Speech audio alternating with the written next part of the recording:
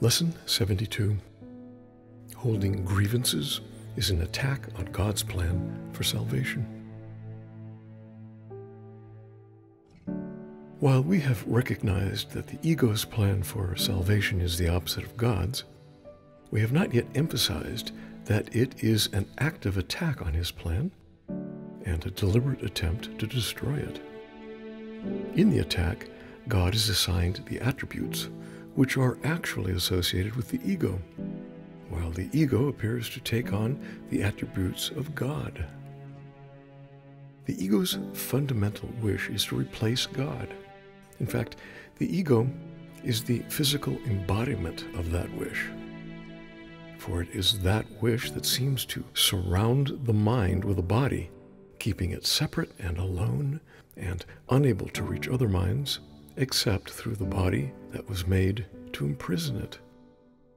The limit on communication cannot be the best means to expand communication, yet the ego would have you believe that it is. Although the attempt to keep the limitations that a body would impose is obvious here, it is perhaps not so apparent why holding grievances is an attack on God's plan for salvation. But let us consider the kinds of things you are apt to hold grievances for. Are they not always associated with something a body does? A person says something you do not like, he does something that displeases you, he betrays his hostile thoughts in his behavior. You are not dealing here with what the person is. On the contrary, you are exclusively concerned with what he does in a body. You are doing more than failing to help in freeing him from the body's limitations. You are actively trying to hold him to it by confusing it with him and judging them as one. Herein is God attacked, for if his Son is only a body, so must he be as well. The Creator, wholly unlike his creation, is inconceivable. If God is a body, what must his plan for salvation be? What could it be but death? In trying to present himself as the author of life and not of death, he is a liar and a deceiver, full of false promises and offering illusions in the place of truth. The body's apparent reality makes this view of God quite convincing. In fact, if the body were real, it would be difficult indeed to escape this conclusion. And every grievance that you hold insists that the body is real. It overlooks entirely what your brother is. It reinforces your belief that he is a body and condemns him for it. And it asserts that his salvation must be death, projecting this attack onto God and holding him responsible for it. To this carefully prepared arena, where angry animals seek for prey and mercy cannot enter, the ego comes to save you. God made you a body. Very well. Let us accept this and be glad. As a body, do not let yourself be deprived of what the body offers. Take the little you can get. God gave you nothing. The body is your only savior. It is the death of God in your salvation. This is the universal belief of the world, you see. Some hate the body and try to hurt and humiliate it. Others love the body and try to glorify and exalt it. But while the body stands at the center of your concept of yourself, you are attacking God's plan for salvation and holding your grievances against him and his creation, that you may not hear the voice of truth and welcome it as friend. Your chosen Savior takes his place instead, and it is your friend, and he is your enemy.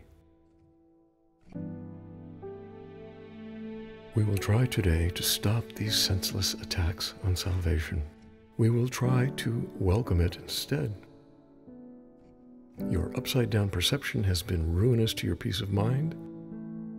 You have seen yourself in a body and the truth outside you, locked away from your awareness by the body's limitations. Now, we are going to try to see this differently.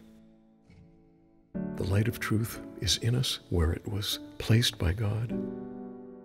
It is the body that is outside us, and it is not our concern.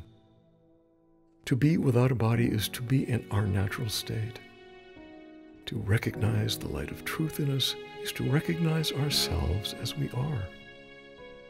To see ourself as separate from the body is to end the attack on God's plan for salvation and to accept it instead. And wherever his plan is accepted, it is accomplished already. Our goal in the longer practice periods today is to become aware that God's plan for salvation has already been accomplished in us. To achieve this goal, we must replace attack with acceptance.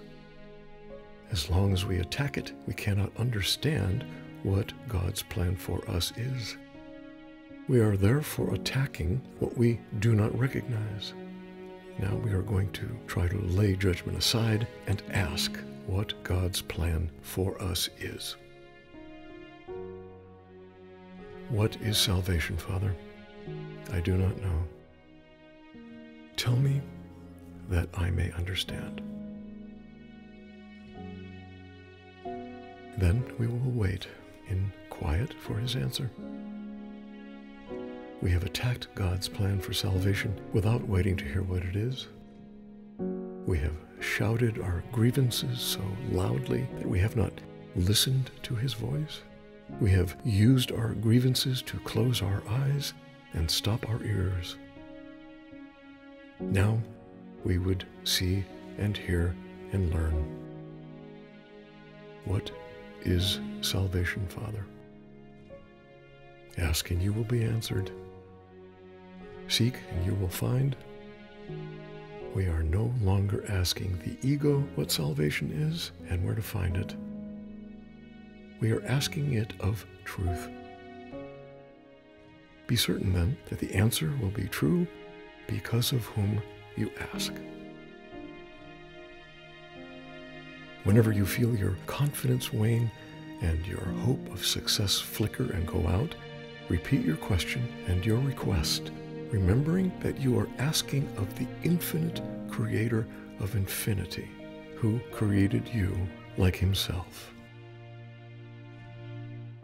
What is salvation, Father? I do not know. Tell me that I may understand. He will answer. Be determined to hear. 1 or 2 shorter practice periods an hour will be enough for today, since they will be somewhat longer than usual. These exercises should begin with this. Holding grievances is an attack on God's plan for salvation. Let me accept it instead. What is salvation, Father? Then wait a minute or so in silence, preferably with your eyes closed, and listen for his answer.